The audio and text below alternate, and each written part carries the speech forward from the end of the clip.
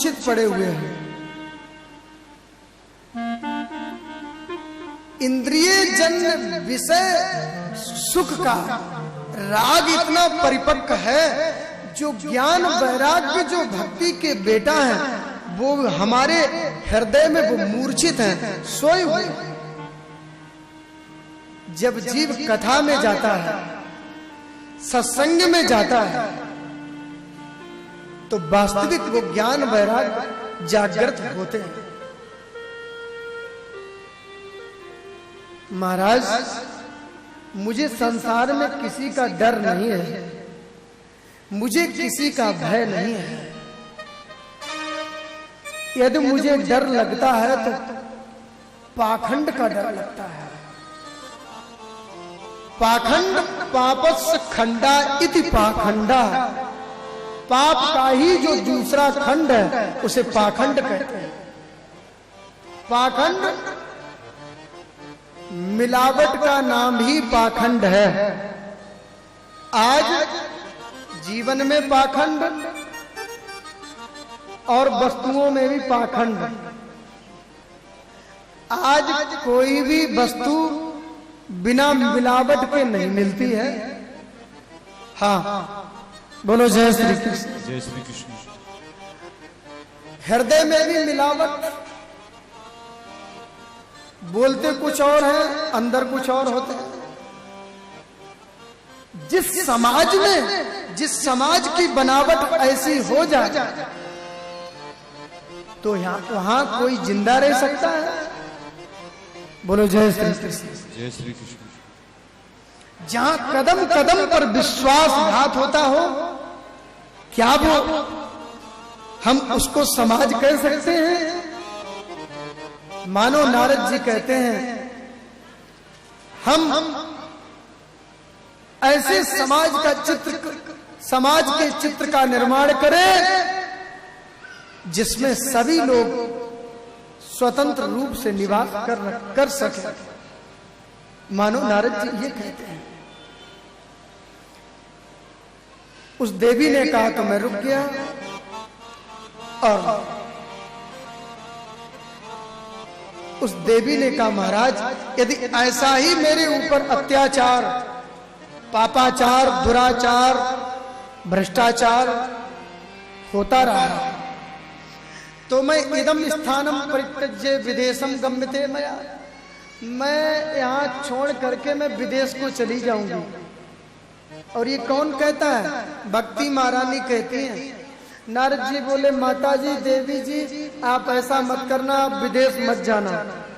हाँ, आज सब लोगों का मुख विदेश की ओर है। हाँ, हमें विदेश के व्यक्ति बहुत अच्छे लगते हैं, विदेश की वस्तुएं बड़ी अच्छी लगती हैं। यहाँ कोई कितना भी व्यक्ति बड़ा योग्य हो, उसकी कोई महिमा नहीं। कोई सामान्य व्यक्ति विदेश से होकर के आ जाए तो फिर भारतीय लोगों की दृष्टि उस पर बहुत अच्छी तरीके से जाती है। देखो देखो, विदेशी है, बोलो जय श्री कृष्ण। हाँ, विदेशी भाव, विदेशी कपड़ा, विदेशी भोजन। हाँ हाँ, और तो क्या कहूं, सब कुछ विदेशी, बोलो जय श्री कृष्ण। हाँ, सब विदेशी। लेकिन माता जी, देवी जी, आप विदेश मत जाना। ठीक है, मैं आपके बालकों को जागृत करने के लिए प्रयास करता हूं। नारद जी ने बहुत साधन जुटाए, और साधन जुटा करके, क्योंकि घड़ी भी अपनी जगह पहुंच रही है धीरे धीरे, बोलो जय श्री कृष्ण। हाँ, नारद जी ने अनेक साधन जुटाए। ज्ञान वैराग्य जागृत होते हैं, पुनः मूर्छित हो जाते हैं। नारद जी को खेद हुआ। उसी समय आकाशवाणी हुई, नारद कुछ उद्यम करो, सफलता अवश्य मिलेगी। व्योम वाणी तदैवा भून मारिषे खिद्यतामिति, उद्यम सफलस्तेयम भविष्यति न संशय। नारद कुछ उद्यम करो, सफलता मिलेगी। नारद कुछ सत्कर्म करो, उसी से इनका उद्धार होगा। नारद जी ने विचार किया, आखिर ये सत्कर्म क्या है और ये सत्कर्म की परिभाषा क्या है। देखो, आकाशवाणी ने बात बिल्कुल गोलमाल करी। अरे आकाशवाणी ने जब कहा तो कम से कम आकाशवाणी कह देती भाई ये सत्कर्म होता है, ये भी नहीं कहा सत्कर्म की परिभाषा तुम्हें कोई महात्मा बताएगा।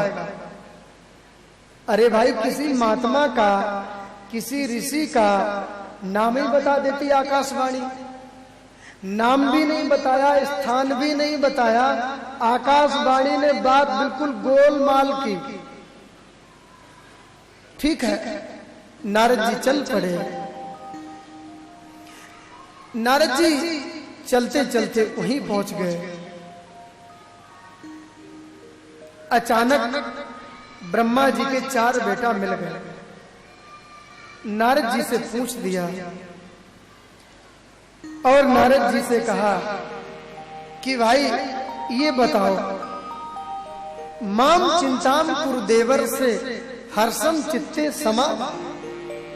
नारद जी आप चिंतित क्यों हैं? नारद जी कहते हैं, मैं सब जगह पर घूम करके आया, मुझे ये नहीं पता चला सत्कर्म क्या होता है, सत्कर्म की परिभाषा क्या है। सनकादिक बोले, बस इतनी छोटी बात के लिए इतने परेशान हो? अरे वाह महाराज, ये बात आपको छोटी लग रही है, अभी आपकी चुटकियों में समाधान होता है। और कभी कभी ऐसा ही होता है, कोई रोग हो जाए, विदेशों तक दवाई करवाते हैं, रोग ठीक नहीं होता है।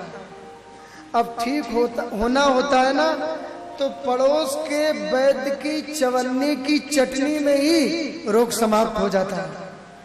वही हुआ। महाराज जी सत्कर्म क्या है? तब कहा, सत्कर्म सूचको नूनम ज्ञान यज्ञ स्मृतो बुधई श्रीमद भागवता लापा सतु गीता सुका। सत्कर्म का तात्पर्य ज्ञान यज्ञ से है और ज्ञान यज्ञ का मूल अर्थ यही है श्रीमद भागवत कथा से।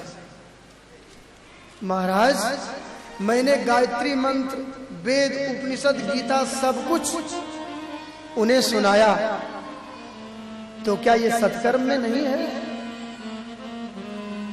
और यदि नहीं है तो क्या?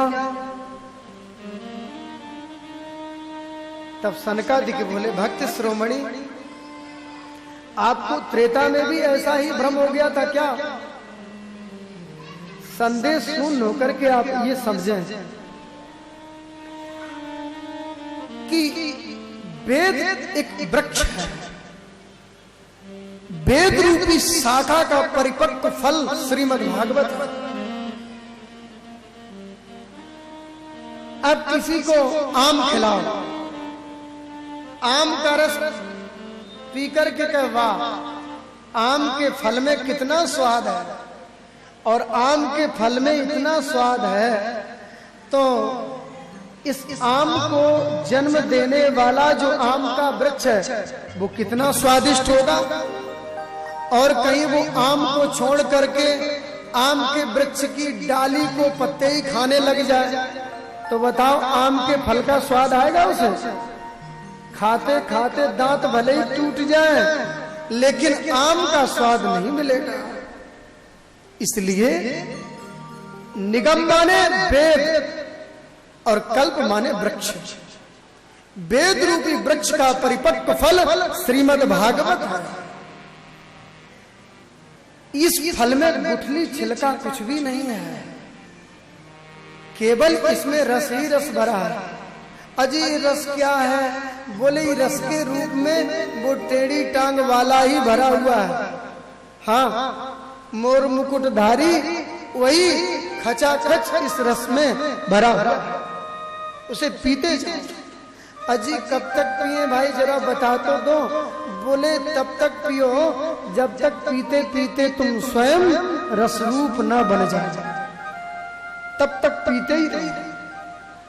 आलयम मोक्ष पर्यंतम यत् कथा श्रवणम मतम। ठीक ठीक। नारद जी ने अनेक उद्यम किए, फिर क्या, ज्ञान वैराग्य जागृत होते हैं, जागृत होते ही फिर सो जाते हैं।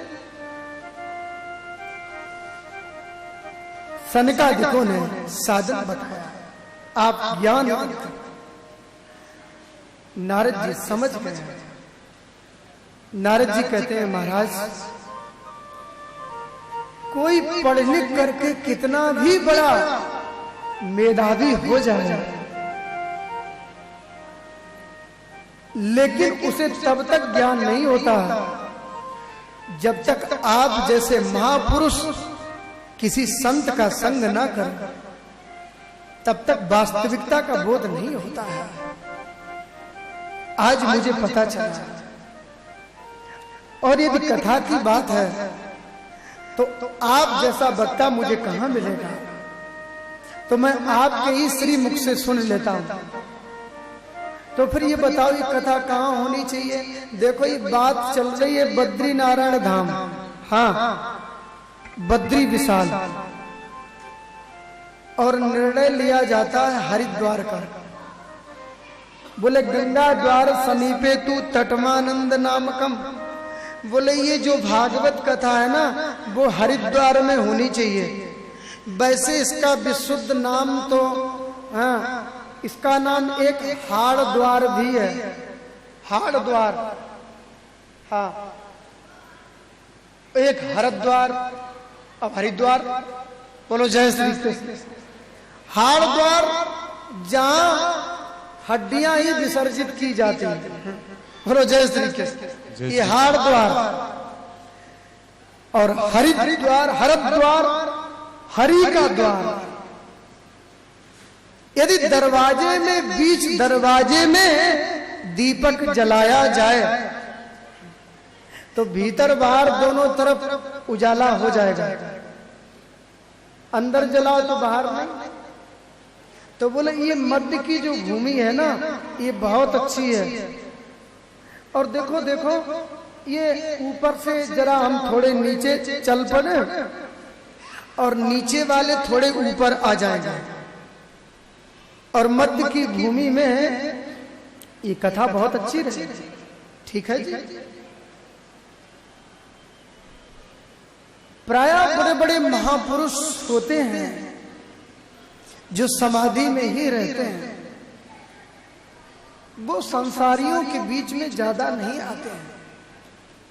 कुछ ऐसे भी संत होते हैं। बोलो जय श्री कृष्ण। जय श्री कृष्ण। बोलो जय श्री कृष्ण। जय श्री कृष्ण। सूत जी कहते ऋषियों,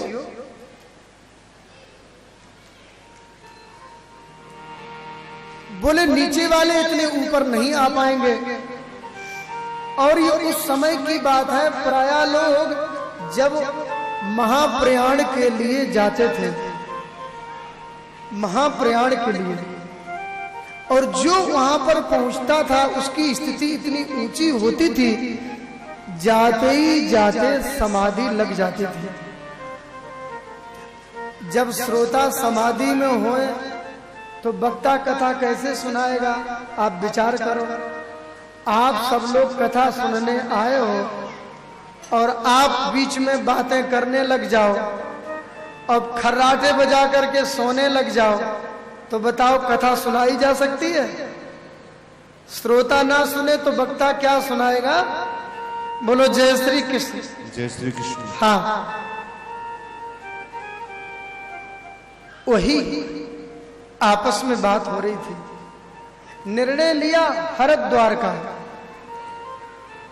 अब यहां पर नारद जी कहते हैं कि भागवत कथा भाग्यो,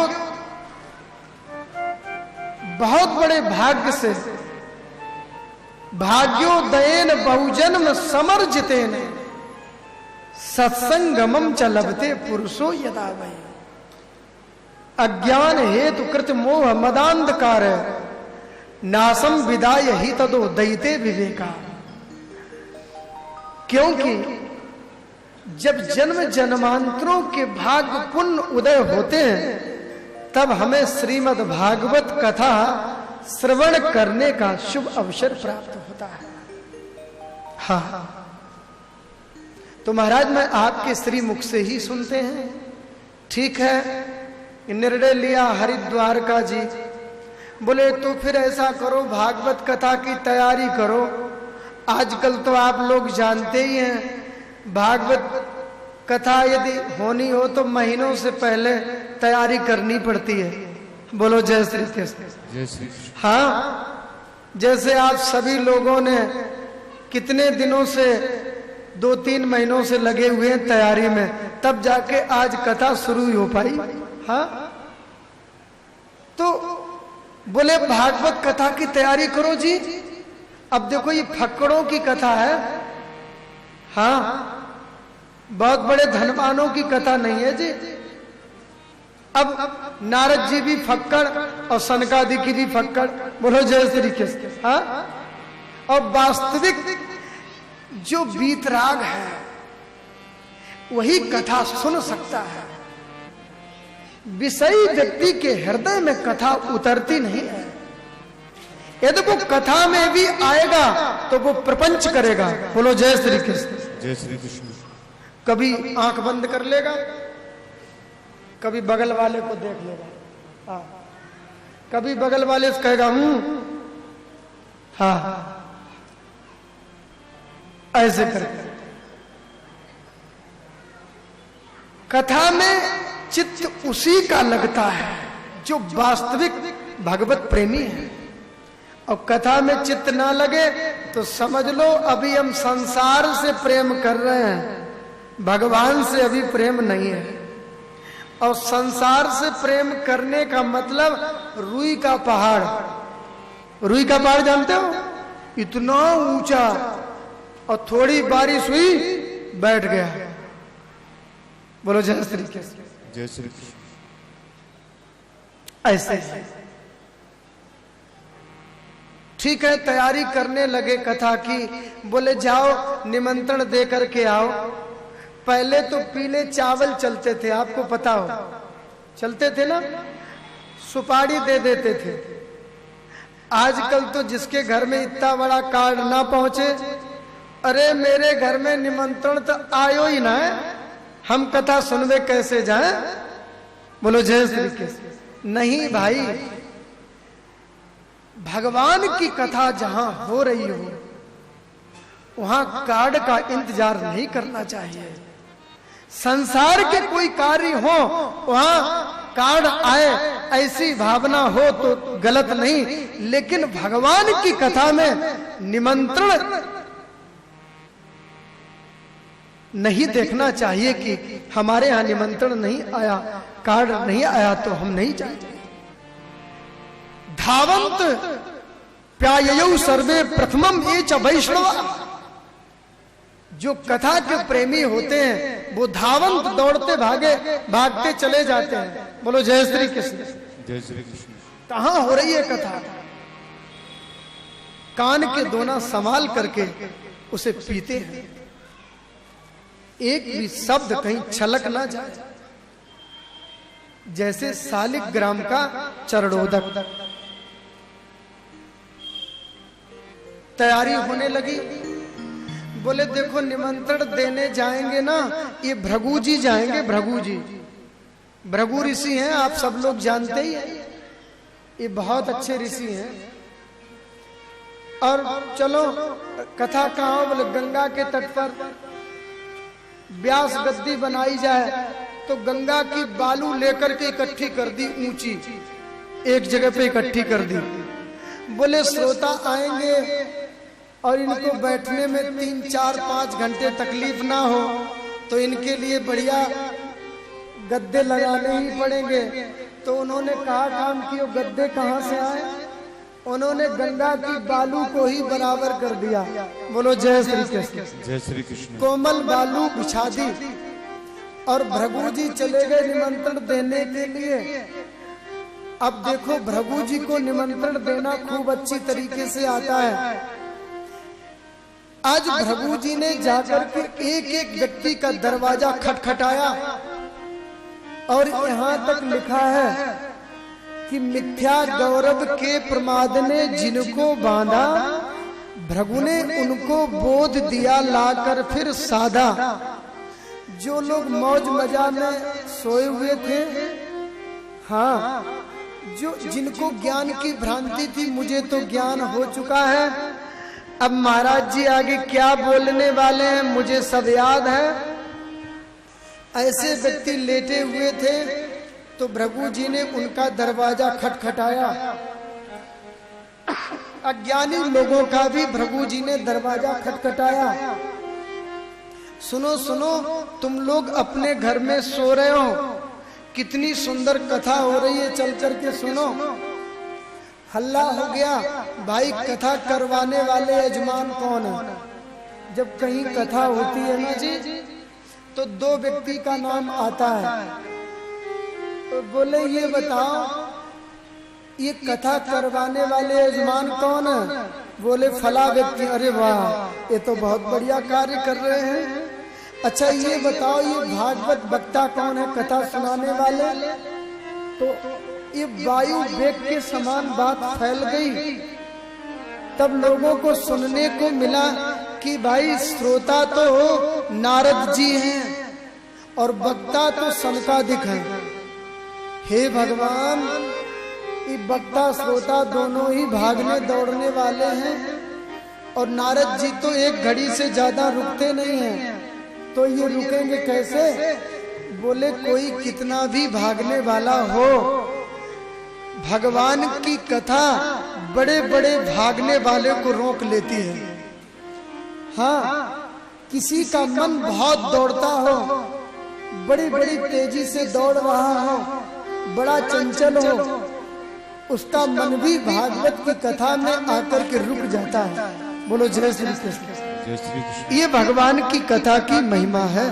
बोलो जय श्री कृष्ण। जय श्री कृष्ण। हाँ, रुक जाता है।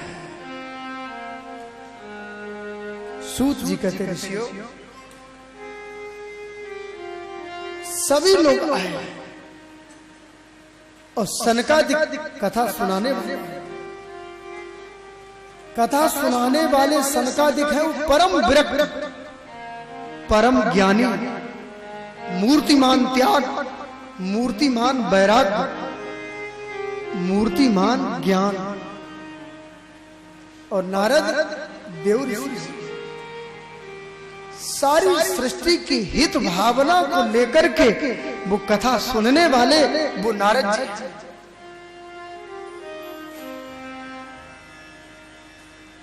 भृगु जी ने एक एक का दरवाजा खटखट,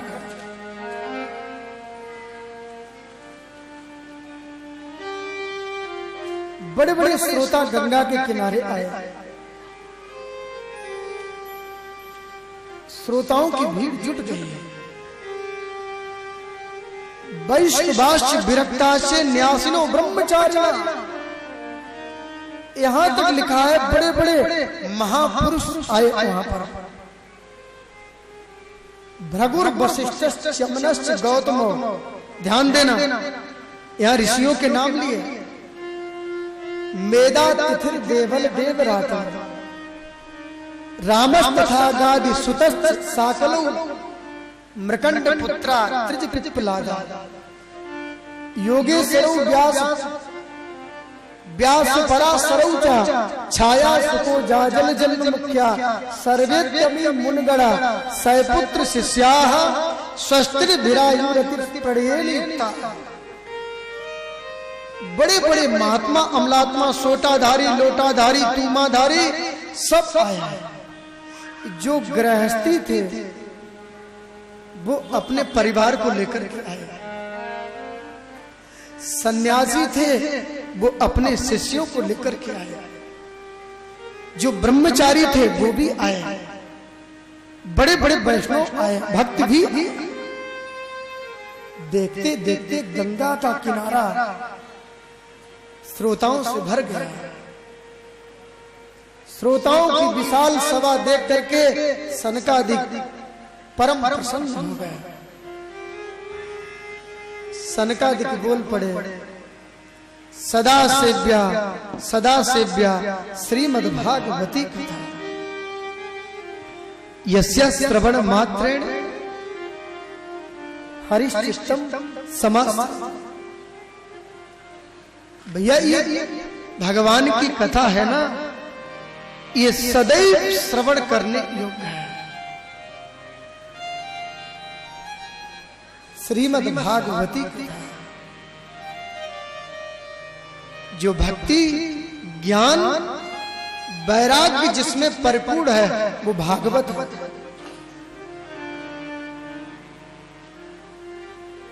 सदैव श्रवण करो। बोले इसके सुनने से क्या होता है जी? बोले हरिश्चित्तम समास्त्रे। हरि भगवान, हरि का मतलब जो हरण करने वाला है। हरि यानी जो हरण करता है।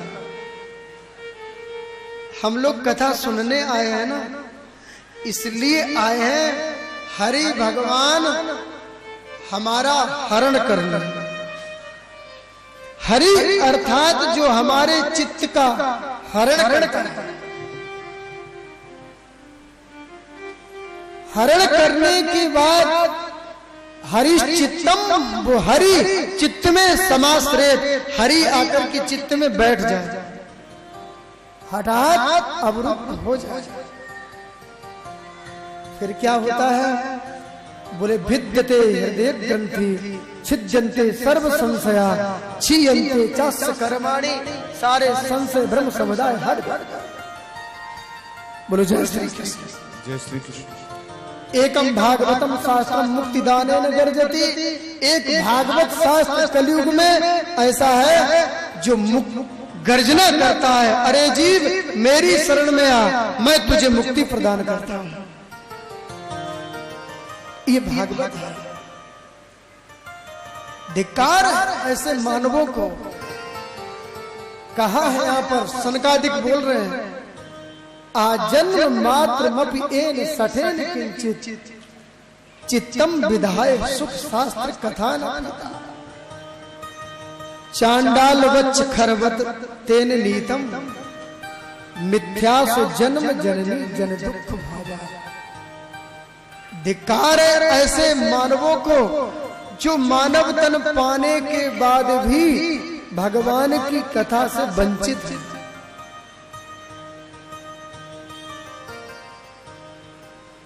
जीवच्छवो निगदिता सदुपाप कर्मा एने श्रुतम सुखदा वचनम न किंचित धिक्ताम नरम पशु समम भूभार रूपा मैवम वदन्ति दिव्यदेव समाज मुख्या। वो गधे के समान है, श्वान के समान है, पशु के समान है। सनकादिकों ने एक सांस में कितनी गालियां दे दी। श्रोताओं ने कहा भैया तुम गाली काहे को दे रहे हो? सनकादिक बोले हम गाली कहाँ दे रहे हैं? बोले मैं सुन क्या रहा हूं, वो खर के समान है, गधे के समान है, श्वान के समान है? ये गाली नहीं तो और कौन है? सनकादिक बोले ये गालियां मैं नहीं दे रहा हूं। बोले कौन दे रहा है? बोले मैवम वदन्ति दिव्य देव समाज मुख्या। ये देव समाज ऐसे मानवों को गालियां देता है।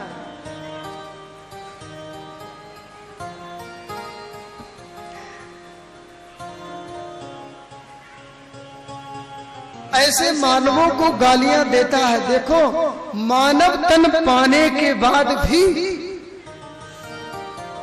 ये भगवान की कथा से वंचित है। ये मैं नहीं कहता हूं, सनकादिक कह रहे हैं। ये देवता लोग कहते हैं ऐसे मानवों को देख करके। बोलो जय श्री कृष्ण। जय श्री कृष्ण। ये कथा हो रही थी, भक्ति महारानी प्रकट हो गई।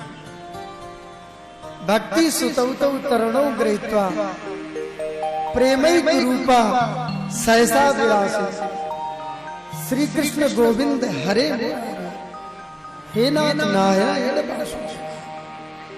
भक्ति महारानी लोगों ने देखा, भाई ये कहां से प्रकट हुई और पता ही नहीं चला कब प्रकट हो गई। भक्ति महारानी ने इशारा किया, सभी लोगों के लिए बैठने के लिए आसन है, मैं कहाँ विराजमान हूँ, तो इशारा कर दिया, निरंतरम वैष्णव मानसानी, आप तो भक्तों के हृदय में माता जी निवास करो। और जैसे ही